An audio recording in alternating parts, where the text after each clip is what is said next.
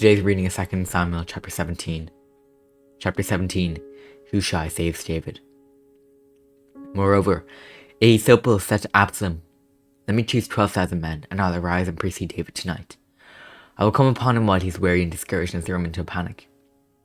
And all the people who are with him will flee. I'll strike down only the king, and I'll bring all the people back to you, as a bride comes home to her husband. He seeks the life of only one man, and all his people will be at peace." And the advice seemed right in the eyes of Absalom and all the elders of Israel. Then Absalom said, "Call Hushai the Archite also, and let us hear what he has to say."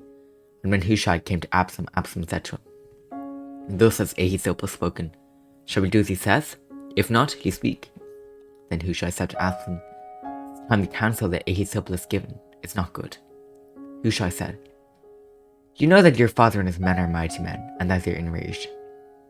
Like a bear robbed of her cubs in the field. Besides, your father is expert in war. He will not spend the night with people. Behold, even now he's ridden himself in one of the pits, or in some other place. And as soon as some of the people fall at the first attack, whoever hears it will say there's been a slaughter among the people who follow Absalom.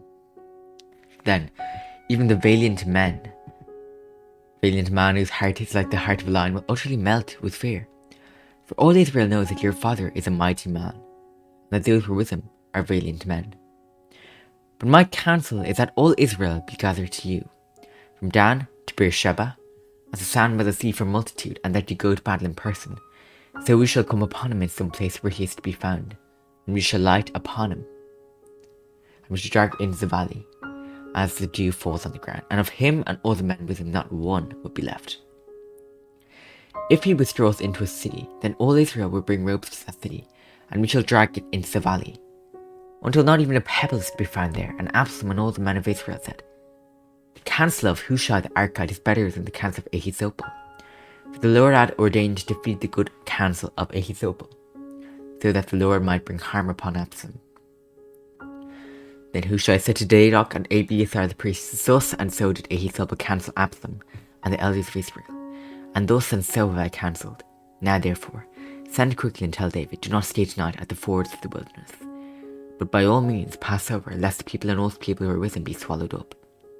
Now, Jonathan and Ahimaaz were waiting at En Rogel, and a female servant was to go and tell them, and they were to go and tell King David, for they were not to be seen entering the city. But a young man saw them and told Absalom. So both of them went away quickly and came to the house of a man at Bahurim, who had well in his courtyard, and they went down into it. And the woman took and spread a covering over the well's mouth and scattered grain over it, and nothing was known of it. When Absalom's servants came to the woman at the house, they said, "Where are Ahimaaz and Jonathan?" And the woman said to them, "They have gone over the brook of water."